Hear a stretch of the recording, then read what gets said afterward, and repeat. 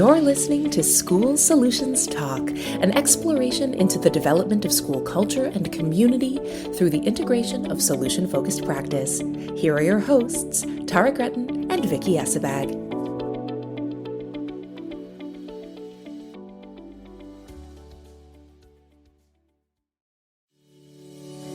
Thanks to Family-Based Solutions, a charitable organization that aims to end the cycle of abuse in families and to repair relationships using the solution-focused brief therapy method. They offer counseling services, support groups, solution-focused training, online support, and global leadership to those who need it most. Learn more at familybasedsolutions.org.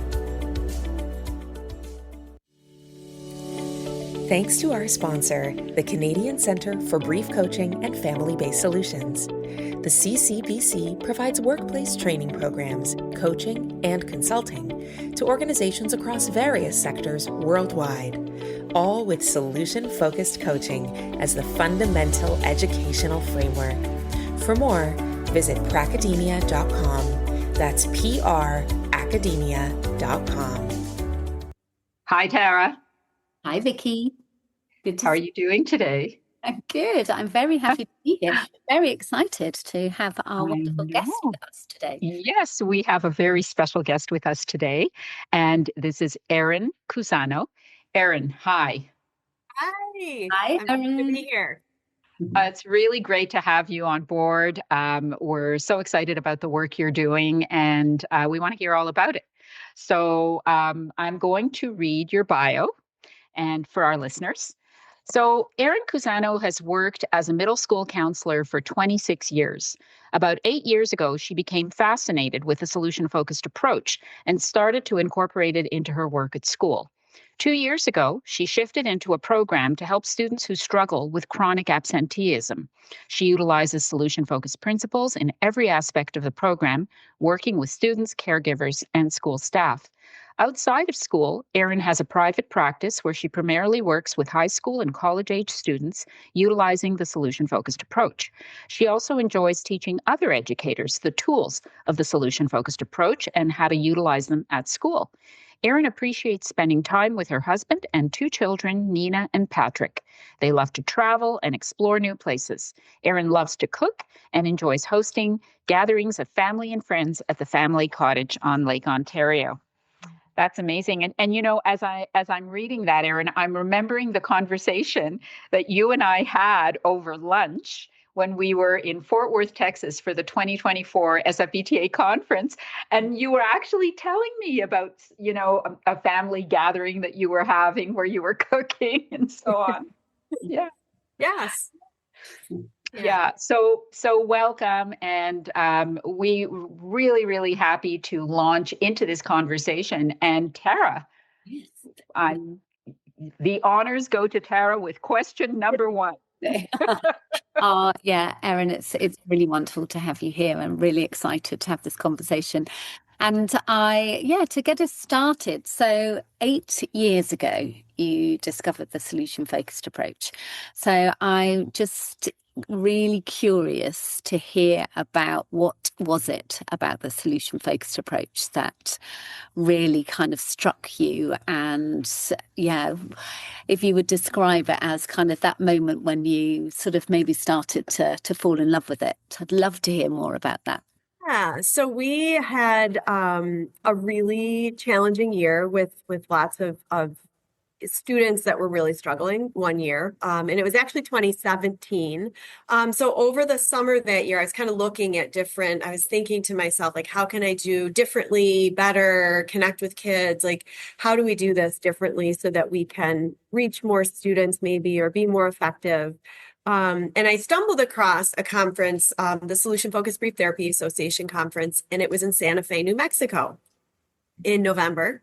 And at the time, I had never been to Santa Fe, and I was like, okay, solution sounds good, brief sounds good, and Santa Fe sounds good. So let's see if the district will buy into this and support me in going. And they did. So I was super grateful and went to this conference, and it was funny. It was sort of a comedy of errors getting there. I had all these crazy things happen, which I won't go into, but I finally got to the conference and I went to a workshop, a pre-conference workshop with Brenda Zalter-Minden and Heather Fisk. And it was a workshop called Train the Trainer. So somehow they let me go to this workshop, even though, I had heard about solution-focused brief therapy and read the chapter in my textbook when I was in grad school, but I wasn't a trainer by any means. So in that workshop, there was a combination of active learning experiences, and we were using the questions, and we were coming up with really creative ideas of ways to train other people. And I just became fascinated with that, and it hooked me because it also impacted me. I felt the difference in myself when I was asked solution-focused questions, even in a training. Very different than many trainings I had been to. And what resonated with me the most was the idea of next small steps. And so I went back thinking, this is how I want to practice. I want to do this. And I got back to school and there's a million things to do. And usually I would sort of like, okay, I realized 2 months later that I haven't really done anything different. But in this case, I started thinking to myself, I'm going to ask a best hopes question every time I meet with a student. And it sounds like a small change, but at the time when I was trained and had practiced for years as a problem-focused professional, and I was trained that what we're supposed to do is ask about the problem and really get to understand it so we can figure it out. And so doing something different than that felt like a giant step for me, and also something doable. So I challenged myself to do that. And just noticed immediately the difference that was making in the kinds of conversations I was having with students and the kind of conversations that I was having about students. And so that was my very first step. And then I really started training myself in the kinds of questions to ask, because I would ask that best hopes question, and then my mind would immediately go back to what I knew, which was a lot of problem-focused questions. And so I really had to, I kind of created a deck of cards for myself, and I studied the questions, and I, went to other trainings, but that was really what hooked me. It was really my heart knowing that this feels different to me than in a hopeful way, in a way that feels like I have some agency over what's going on. And this is, again, just in a training, but I could feel the difference. And I figured if I can feel the difference, other people can feel the difference. So that was kind of how I became fascinated. And then schools are a beautiful environment. They're like a petri dish of, of opportunities to utilize solution-focused principles, because there's so many opportunities throughout the day, whether it's with families and caregivers or students, or, faculty, teachers, administrators. So that was how sort of I got started. And then I came back from that conference. And the funny thing was, I was super excited about it. I was all pumped up and everything was about solution focused. And I talked to my director of people personnel services at the time, and she was the one that had really supported me going to this conference. And I was so excited, and I was telling her all about it and how, it was so easy to utilize, and it was could apply to anybody. And she said to me, well, we have these trainings once a month for all the district administrators, and it's usually 3 hours in a morning on Wednesday. And I would love it if you would be willing to train the administrators. And I was all excited. So I was like, yes, I'll do it. And then about 5 minutes after I got off the phone with her, I was like, what did I just say I'm going to do? I don't even, I'm learning this. And I just thought I was going to train administrators. So that was outside of my comfort zone, but I reached out actually to Brenda Zalter-Minden, who had actually done the Train the Trainer workshop, and she was super, super helpful and helped me sort of create a training that, they responded really well to. I don't know if I do the same training again, but the administrators were really, happy to learn and sort of took away certain pieces that they felt were relevant for them. So that was also exciting. Wow. Just such an incredible story. And I love what you said, that when you experienced the solution focused training, when you were in that train the trainers workshop, that it sort of stood out as being a different experience to you compared to other things that you'd been trained in, that you noticed the difference when you were experiencing the solution focused questions. And just really curious to know, what was the difference? What is the difference, do you think, that people experience when they are asked solution-focused questions? So what I noticed was in an activity that was really geared towards highlighting people's strengths, and people at this, table that knew me for a couple of hours were invited to sort of pay compliments. And I had people who were, who complimented different things that they noticed about me in the short time. And it was so powerful. And I thought to myself, I've worked in the same school for, at that time it was like almost 20 years with a lot of the same people. And they may think some of these things, but they don't often say those things. That's not part of our culture to just compliment each other. And so that was powerful and validating. And I also noticed just the difference in terms of hope. Thinking about sort of a situation that might be considered a problem situation, but really looking at it through an angle of what you would like to see happen differently, or what you're hoping for instead of that, really allowed a space, I think, for hope to sort of enter into the conversation differently in a way that feels like helpful. Yeah. Wow.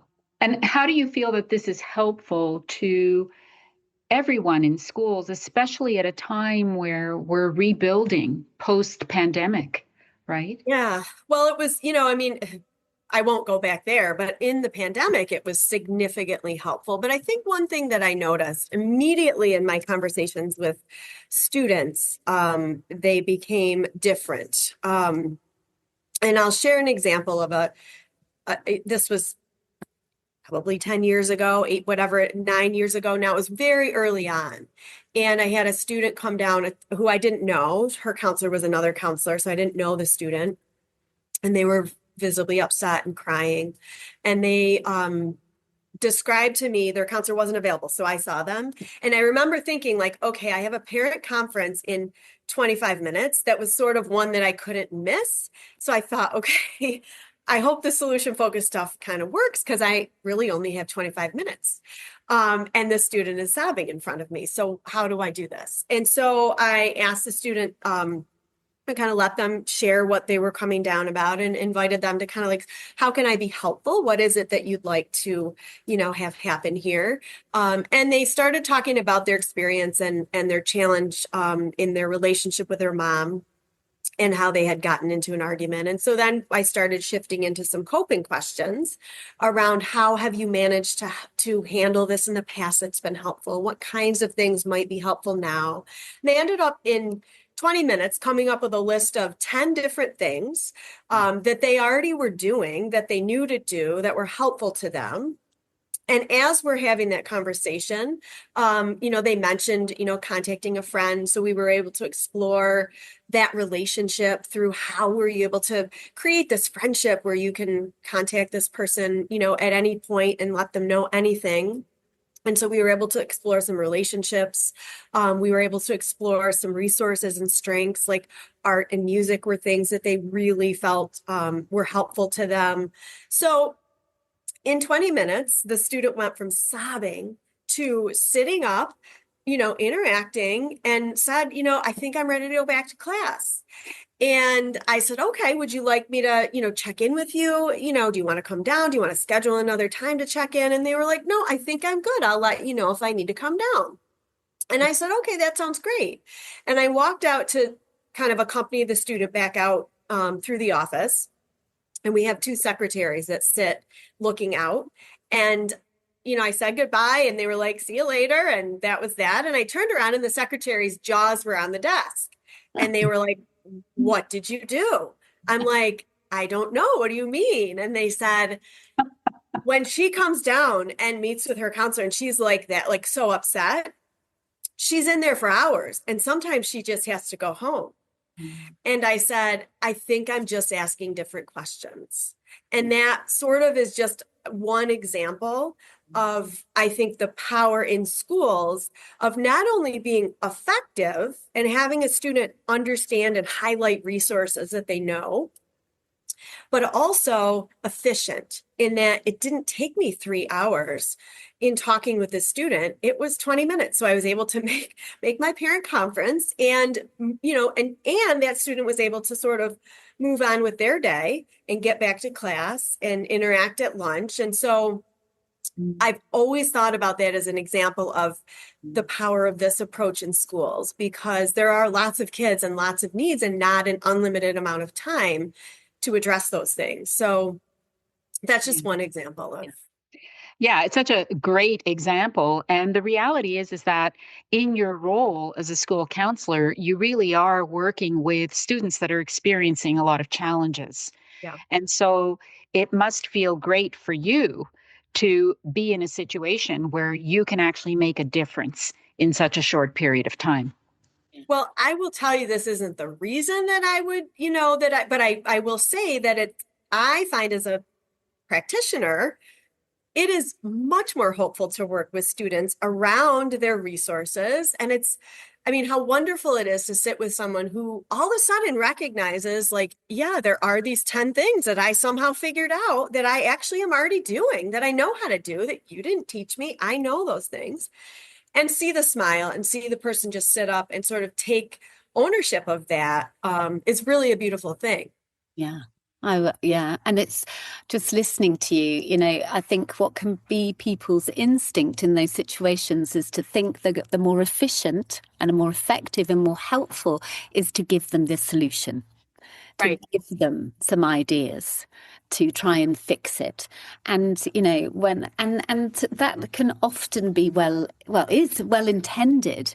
And yet that example that you gave just speaks so beautifully to what underpins the solution focused approach and the power that when we see people, no matter how old they are, as experts for their own lives, that they know already. They know already what works. And I just love that in that moment you were able to invite that person to see their expertise, to give them that agency, and to be able to notice how they're managing, how they're coping, and be able to leave that conversation with you and get back into the busyness of school and to be in a better place. It's just such a beautiful example of the power of the solution focused approach. Yeah. Yeah. No, I think it's a good example and always a reminder to me of the power of just shifting our focus. Yeah. Right. Away from sort of the idea of how can I solve this problem that you're bringing to me, to what would you like to see, and what are you already doing that's sort of helping you to be where you are, and what kinds of things might be helpful to continue to do. Yeah, to me, it's hard to go back and think about, as somebody that's been really intentional about practicing in this way, it's hard to go back and think about like the old self. I kind of cringe. I'm like, oh, this would have not been great. But it's interesting too, in working with my colleagues. It's been really, that was the hardest shift for me to make, when sort of inviting colleagues to think in this way, without sort of sounding like it's all about solution focused, right? So I kind of laugh at myself when I came back from that conference and I was all, it was all about solution focus. And then I kind of learned, just stop saying it and just start doing it, because people will feel it. And whether or not they agree, or whether or not that approach necessarily is the way that they work, they can tell, the difference in asking. I actually started 2 years ago. My school funded a program that I'm now working in, called Aspire, which is geared towards students that have chronic absenteeism. And so it's been really fascinating. And I don't know how I would have operated in this program without this approach, because our as training staff and helping, and then our conversations every week when we get together around kids and around, concerning situations, are really infused with solution-focused principles, which, it's funny because teachers, like one of our sort of mottos was relentlessly look for what works. Because the fact of the matter is, schools spend a lot of time trying to guess at what somebody's issues are or what the problem really is and trying to, hypothesize about how to solve it. But we're kind of guessing and we don't really know. And so, as a team, we've really trying to hone in, all right, what works? The fact of the matter is we don't know how to solve this problem, right? But we can still find things that work. Moments when kids are responding differently, times when communication goes really well, instances where someone is engaged differently in a classroom or with other students. And so those things, rather than just kind of overlooking them, those things become the thing that we're looking for. And we are trying to build on those things. And I almost think about it as the story where the kids are following the breadcrumbs. I almost think about these little things as breadcrumbs and a trail towards better, maybe, or coming to school every day, or whatever that better is. And if we are just walking along and we're not paying attention for them, we don't see them. But once we start looking for them, we can see like, oh yeah, that's a breadcrumb. That's a breadcrumb. So we have done that. And I don't know how else we would have done it had we not, really focused on solution-focused ideas, and really just leaned into like, we don't know what's going to work. We don't know what the answer is, but we know we're looking for these particular things, and we're going to just keep looking for those things and then sharing them and then trying to build on them for kids. Yeah. I mean, obviously attendance is a big issue, and it's a big issue here in the UK as well. It's an ongoing issue, and it is a real challenge for schools. And I know well that our listeners will be particularly interested in how you use solution focused in working with young people around attendance. So I'd love to hear more about that. Is there anything that you would say to people that would be kind of your top tips? And that program sounds just incredible. So I'd love to hear a little bit more about that. Yeah, I would love, you'll have to stop me because I could talk for a long time about it. But so everything from how we work with the students themselves, to how we work together as a team, to how we work with caregivers and the systems that are around kids and families outside of school. So for example, the old Erin may have asked, if there was a student that missed 60 days of school, may have asked about like, what is causing you to miss all this school? Right? Erin doesn't ask those questions anymore. I ask like, so on the days that you're coming, like you're coming some of the time, how do you get here? What kinds of things better the odds that you're going to get up in the morning and end up at school at some point? And really a lot of questions around that and being curious about exceptions. And I think that is a huge piece that's really, really important, because even when somebody misses 130 days of school, they have come to 50 days of school. So how has that happened?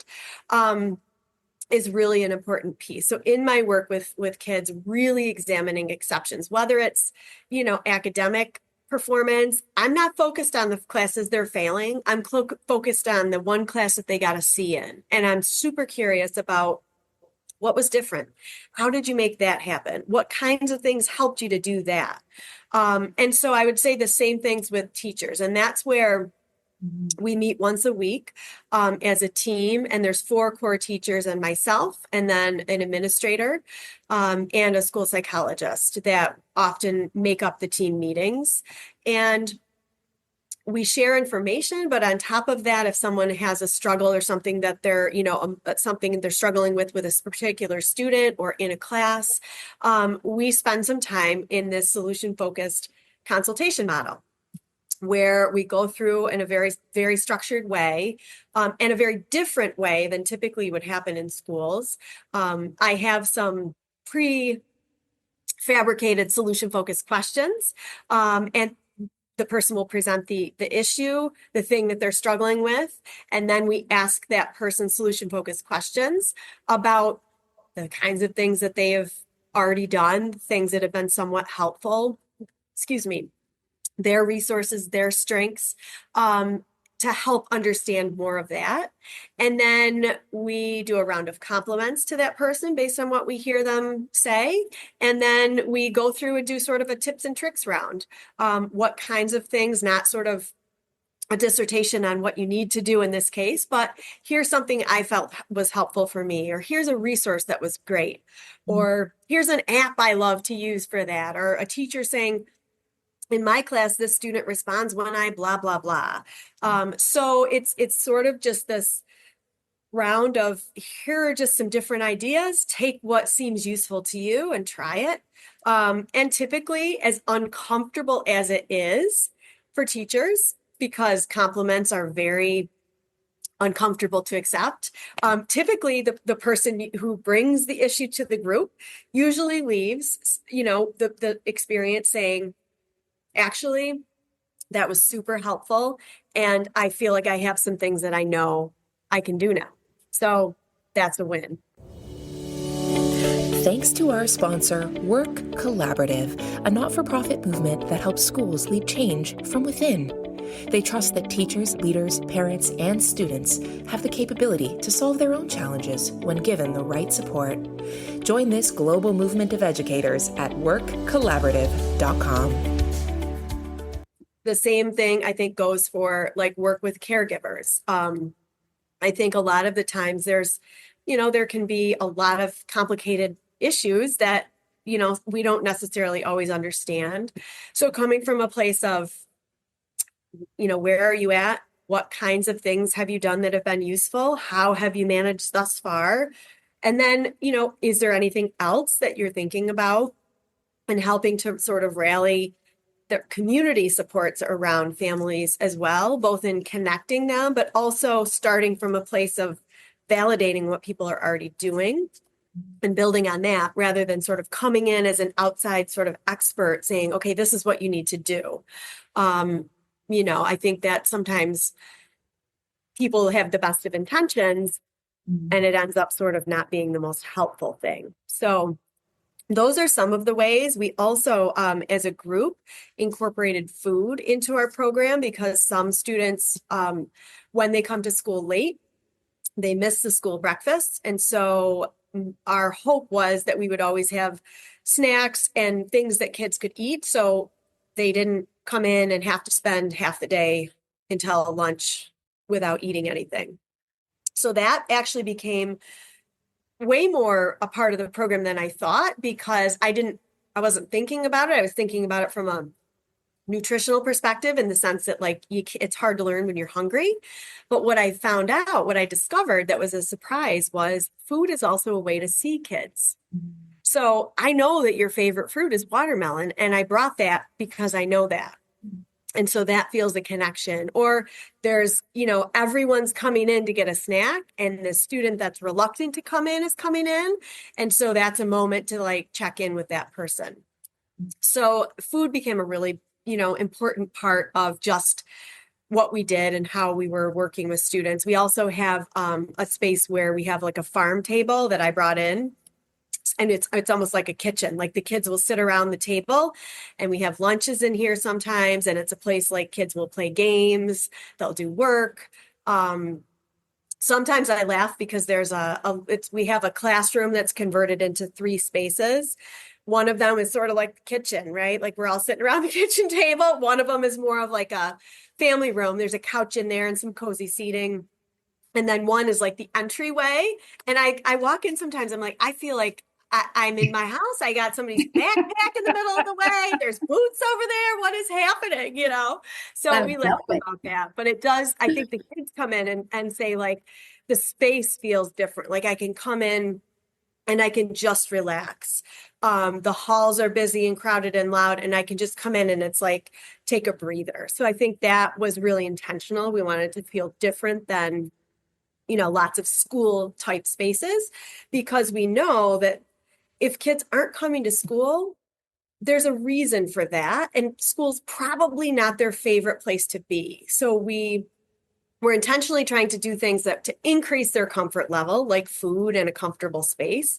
And then the other piece was to decrease discomfort. So as we, for kids that felt maybe isolated or didn't feel socially connected, we also have a whole component of, field trips and community building activities that we built into the program to make the community building beyond the classroom. So there's smaller groups of kids in their core classes. So math, science, social studies, and English are no more than 10 students.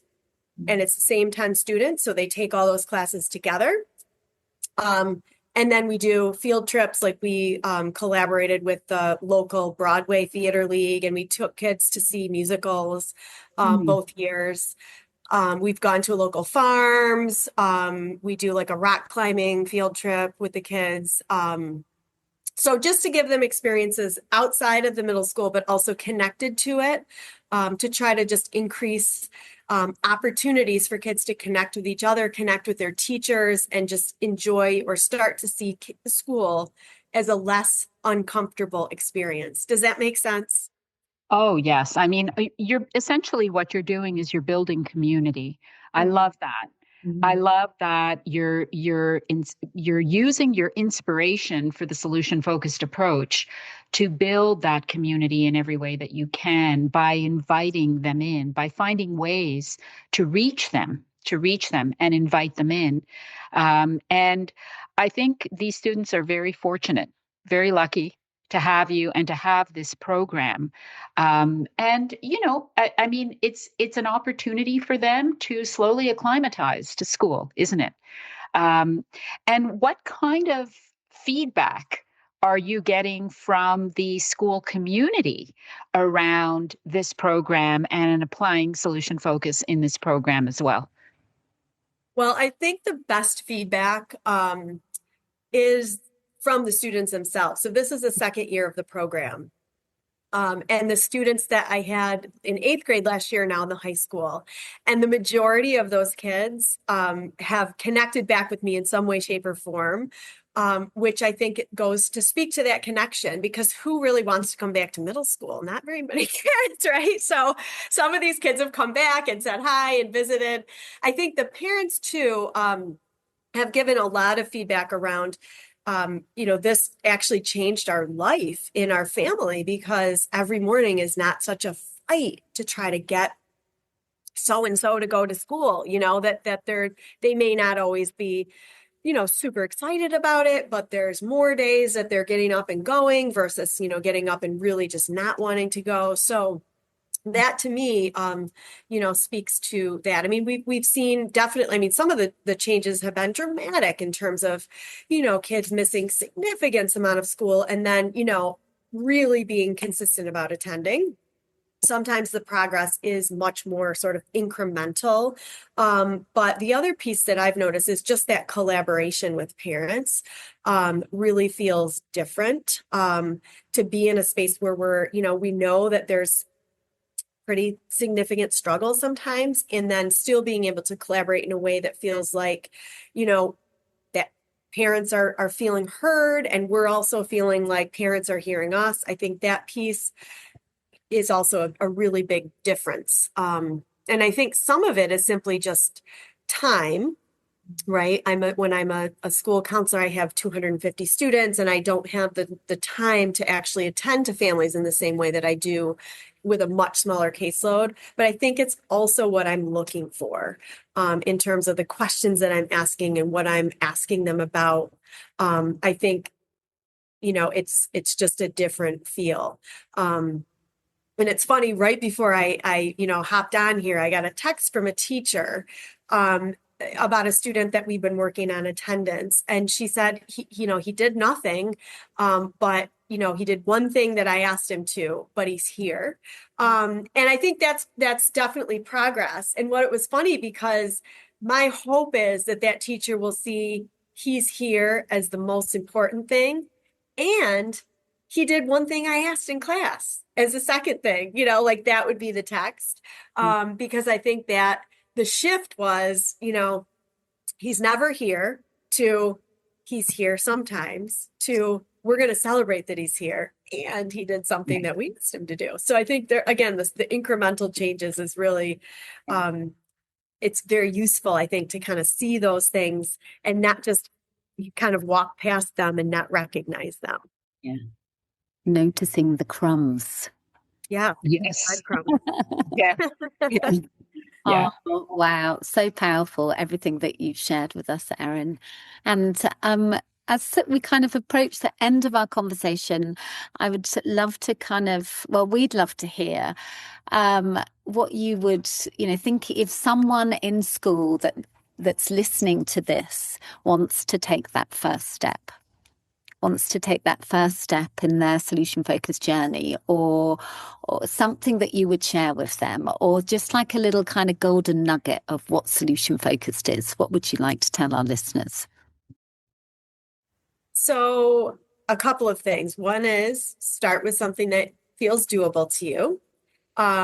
Join our solution focused in schools consult group. We started a group that's virtual, so that once a month, the fourth Sunday of the month, we meet in the afternoon virtually and just have solution focused conversation around anything people are bringing to the group. So join that, and find other people who are solution focused or who can help you maintain your energy around changing to solution focused, because schools are very problem focused systems in my experience. And it's really, it's not hard to be solution focused, but it's hard to be solution focused as an island in a school without support around you. So find some friends and to help you keep that energy and that momentum.